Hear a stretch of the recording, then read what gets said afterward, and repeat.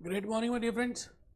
दोस्तों, भूपेश आनंद एक बार फिर आपके सामने। आज हम लेक्चर नंबर 15 में आ चुके हैं and today will be the last lecture for receivables management. We are doing working capital management. We are in section number B. We are in corporate finance.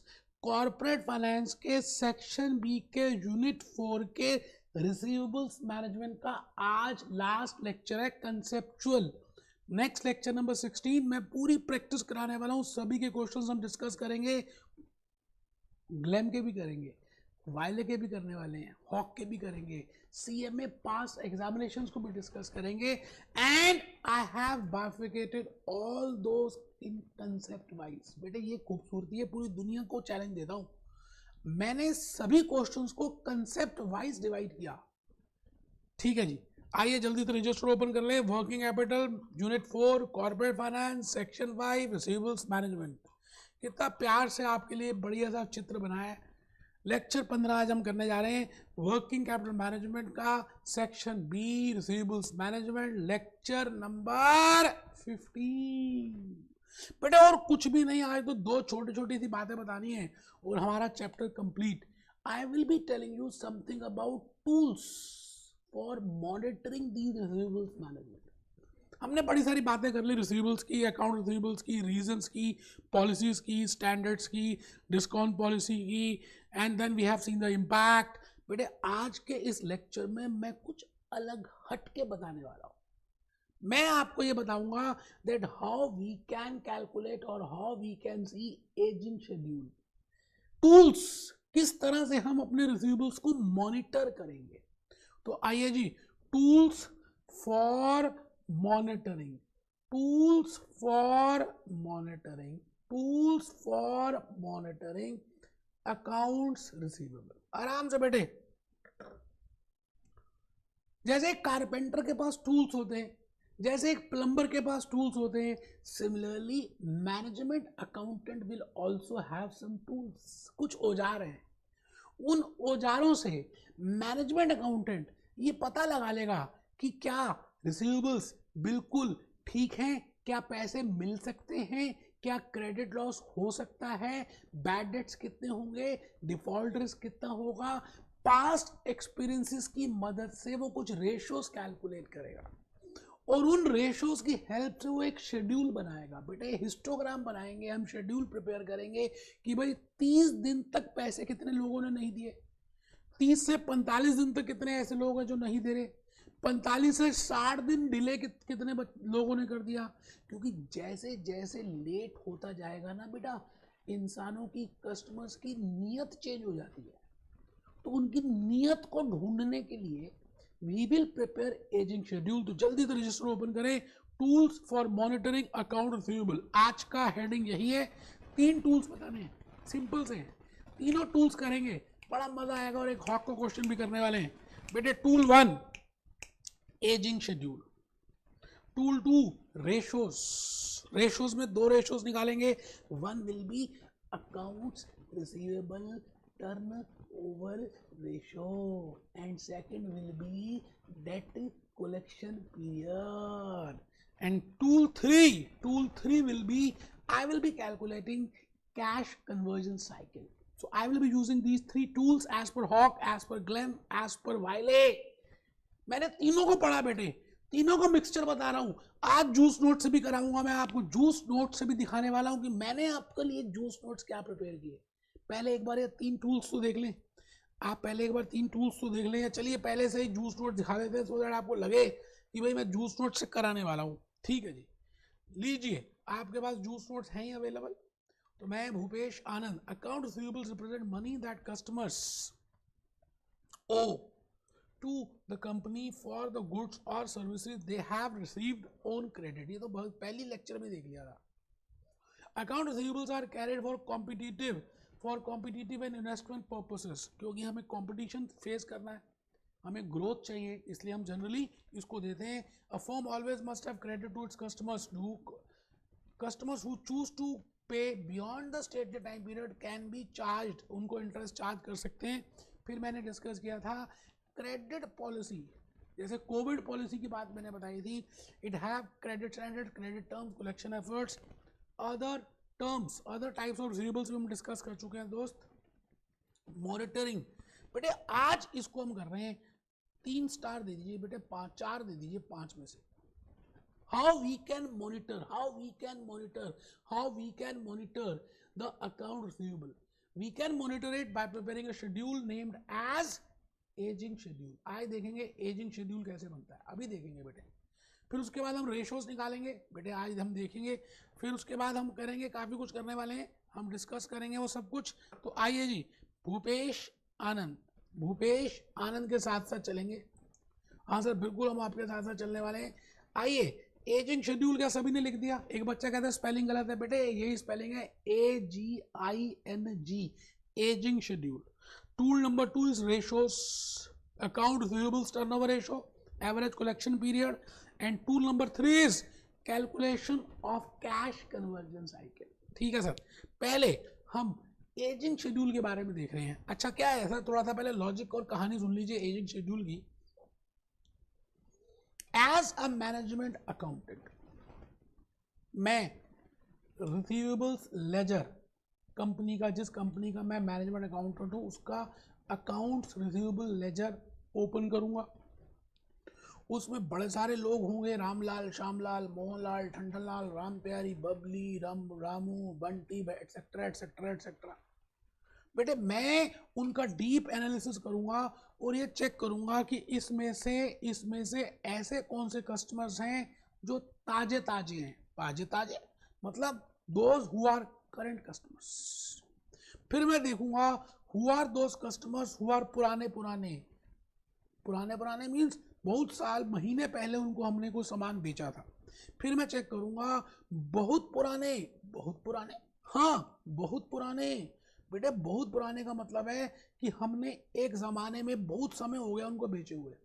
आपको मालूम है जो लोग बहुत पुराने हो जाते हैं, इतने दिनों से उन्होंने पैसे नहीं दिए होते, अभी भी हमारी बुक्स में आते हैं, अभी भी हम उनको, हमारी एक उम्मीद होती है बेटे कि शायद दे देंगे, लेकिन धीरे धीरे वो उम्मीद ख़त्म हो जाती है। क्योंकि जितने पुराने कस्टमर्स होंगे, more the older accounts receivables will be there, more will be the probability of default। बड़ा सीधा सा रिलेशनशिप है। आप खुद ही सोचिए ना, अपने आप से सोचिए। आप जब सामान लेते हैं उधार में तब तो ठीक है, लेकिन जब उसकी पेमेंट करनी पड़ती है तो बड़ी भारी पड़ती है आपको। और एज ए मैनेजमेंट अकाउंटेंट, अगर वो कस्टमर्स ने काफ़ी दिनों से पैसे ही नहीं दिए, तो आपको उसमें एस्टिमेट करना है as per the accounting standards, as per IFRS, that how much bad debts, how much can be the default risk, because as per prudency concept we have to debit that future losses जो अभी हुए नहीं, हो तो सकते हैं। तो उसकी estimation calculate करने के लिए as a management accountant, because I have to prepare external financial reporting, I have to prepare the statement of financial position, balance sheet and statement of comprehensive income statement, तो मुझे prudence concept follow करना है, समझदारी का concept follow करना है, उसमें future losses को debit करना है, but I want to find out that how much can be my future losses with my past experience। तो उन फ्यूचर लॉसेस को निकालने के लिए मैं अकाउंट रिसीवेबल्स की कैटेगरीज बनाऊंगा। जैसे कैटेगरीज में less than 30 days, 30 to 45 days, 45 to 60 days, 60 to 90 days. फिर उसको ग्राफिकली ड्रॉ करूंगा, और बेटे ग्राफिकली ड्रॉ करने के बाद मुझे पता चल जाएगा, क्या पता चलेगा कि ऐसे कौन से कस्टमर्स हैं जो काफ़ी सारे हैं, जो बहुत ज़्यादा हैं, जिनका ग्राफ सबसे हाईएस्ट जा रहा है। बेटे एक्स एक्सिस में अगर हम लिखें क्रेडिट पीरियड और यहाँ लिखें अकाउंट रिसीवेबल, आप बता दीजिए ये कस्टमर सबसे लंबे समय से इन्होंने पैसे नहीं दिए, इसका मतलब इनका डिफॉल्ट होने की संभावना ज़्यादा है। तो इस डिफॉल्ट होने की संभावना को हम पास्ट एक्सपीरियंस से देखेंगे कि कितने प्रतिशत पास्ट ईयर्स में, भूतकाल में कितने लॉसेस हो गए थे, उसको देखेंगे, और हम कितने हमारे को इस कैटेगरी के डेटर्स अकाउंट रिसीवेबल्स हैं, और हम डिफॉल्ट रिस्क निकालने की कोशिश करेंगे। बड़ी सिंपल सी बात है जी, मुश्किल कुछ भी नहीं है, मुश्किल आपके मन का वहम है बस, और कुछ नहीं है।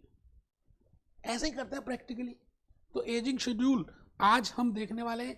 एजिंग शेड्यूल की मैंने आपके लिए कुछ गूगल बाबा से पूछा और गूगल बाबा कहता है ये है बेटा देखो ageing schedule, ageing schedule, ageing schedule, age calculate करेंगे उन डेटर्स की, उन रिसीवेबल्स की। देखिए प्रोबेबिलिटी ऑफ कैलकुलेट करेक्शन, जैसे जैसे कोई चीज पुरानी हो जाती है उसकी मिलने की संभावना कम हो जाती है।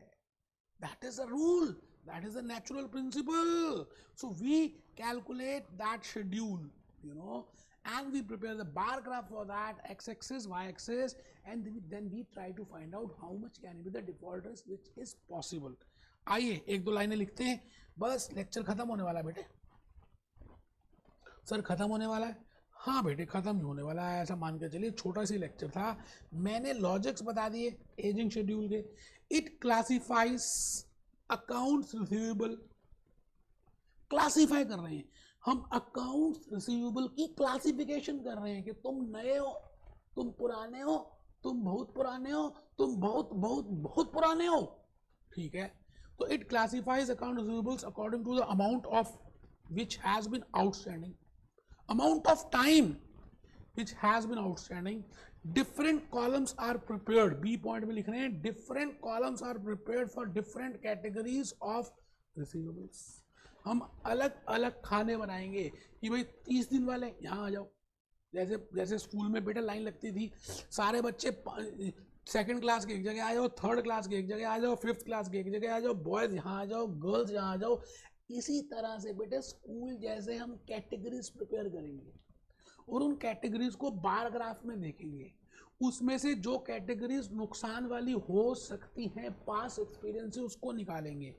तो ये देखिए जी, like current account receivables due for 30 days, due for 60 days. I have just prepared 2 or 3 categories just to give you an idea that what I mean by aging schedule, so that you can easily attempt case study and MCQs. तो आइए जी हम फिर, objective of aging schedule is to find out allowance, because I will be following prudence concept. I want to find out how much loss I will be incurring in future. I want to account it today. मैं उसको आज ही अपनी books में accounting करना चाहता हूँ, इसलिए मुझे वो निकालना है और उसको निकालने के लिए मैं आज कैलकुलेशन कर रहा हूँ।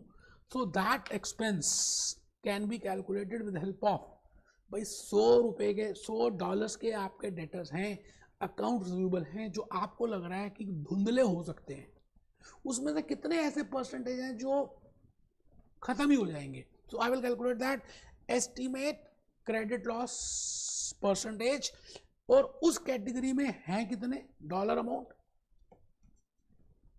ये परसेंटेज है और वो डॉलर है, तो परसेंटेज इनटू डॉलर अमाउंट को मल्टीप्लाई कर देंगे तो बेटे बैड डेट्स आ जाएंगे। बचपन में आपने बैड डेट्स निकाले नहीं, bad debts percentage into customers into sales करते थे ना, क्रेडिट सेल्स, वही है। अब हमने उस कैटेगरी को देखना है। नेक्स्ट में आ जाइए जी, लास्ट नेक्स्ट टूल है अकाउंट्स रिसीवेबल टर्नओवर रेशियो। हम टर्नओवर रेशियोज की मदद से भी एस्टिमेट करेंगे that how much I can monitor my accounts receivable with help of ratio. और बेटा रेशियो में पता ही है आपको, एक चीज होती है न्यूमरेटर और एक होती है डिनोमिनेटर। अच्छा दूसरी बात, turnover ratios are always with respect to sales, पता है सब आपको। And we calculate we take into account average receivables. तो देखिए जी, net annualise credit sales, net annualise credit sales upon average accounts receivable, net annualise credit sales. इसका मतलब अगर वो सेल्स एनुअल नहीं है तो आपको 12 महीने की करनी पड़ेगी, क्योंकि आप एवरेज अकाउंट रिसीवेबल्स क्या ले रहे हैं, कैसे लेंगे, opening account receivable plus closing account receivables plus कर देंगे, डिवाइडेड बाय 2 कर देंगे, higher higher higher higher the account receivable turnover, better it is. क्या मतलब हुआ, एक कंपनी की अकाउंट्स रिसीवेबल रेशियो 6 टाइम्स है, ऐसा मान लेते हैं। चलिए जी, एबीसी की, एबीसी ले लेते हैं और XYZ ले लेते हैं अकाउंट्स रिसीवेबल टर्नओवर रेशियो, ठीक है जी। यहाँ ले लेते हैं 6 टाइम्स एबीसी की और यहाँ ले लेते हैं 12 टाइम्स एक्स वाई जेड की। पहले तो इसका मीनिंग बताइए। इसका मीनिंग ये हुआ कि एबीसी 12 महीने में, 12 महीने के पीरियड में 6 बार अपने डेटर्स को टर्न कर देती है। 6 टाइम्स, 6 बार डेटर्स टर्न हो जाते हैं। क्या मतलब? 6 बार मतलब पुराने डेटर्स चले गए, नए आ गए, फिर पुराने चले गए, नए आ गए, फिर पुराने चले गए, नए आ गए। ये 6 बार ऐसा होता है 12 महीने में। It means that ABC limited is giving a credit of 2 months। तभी तो 6 बार बदलेंगे। इसका मतलब एबीसी लिमिटेड उधार 2 महीने का दे रही है। और अगर एक्स वाई जेड को देखें, बेटा 12 टाइम्स है। क्या मतलब हुआ कि 12 महीने में 12 बार इन्होंने अपने डेटर्स को टर्न कर दिया। अच्छा, 12 बार डेटर्स टर्न का मतलब पुराने डेटर्स ने पैसे दे दिए, नए डेटर्स फिर खड़े हो गए, पुराने ने पैसे दे दिए, फिर नए खड़े हो गए। It means that debt collection period is 1 month, but here it is 2 months. So you can find out that in how many, or I can say that how much is the credit period ABC is giving and how much is the credit period XYZ is giving with help of turnover ratio, or I will say this is my debt collection period. अब आपने बताना है। एक company है ABC जो अभी अभी मैंने आपके सामने बताई, ये कंपनी ABC है और ये कंपनी XYZ है। ये आपको 2 महीने का उधार देती है या कस्टमर्स को देती है, and this company is only giving credit of 1 month. I have calculated with the help of turnover ratio. Now you have to give some comments as a management accountant. As a management accountant, USA management accountant, you have to give comment that which company is doing good or better, or which company is performing good and why. My dear friends, here ABC is not doing good. XYZ is doing good as compared to ABC as per the information given, because they are not giving the credit of, they are giving the credit of only 1 month. It means their quality of the product. इसका मतलब XYZ की product की quality अच्छी होगी, XYZ की advertisement strategies भी अच्छी होंगी। आप ये बताइए ना कि कोई उधार कम क्यों देगा? डोमिनोज वाले कहते हैं भाई हम उधार नहीं देते, उधार लेना तो आप पिज़्ज़ा हट में चले जाइए, क्योंकि डोमिनोज के पास तो वैसे इतनी भीड़ है, वो क्यों देंगे उधार? उधार कोई क्यों देता है? कि उसका सामान बिकता नहीं है, ऐसा मन में हम सोच सकते हैं ना। There can be other reasons also, but this is the prominent reason. If I'm only given with this, I can say that XY Limited has a dominating position as compared to ABC.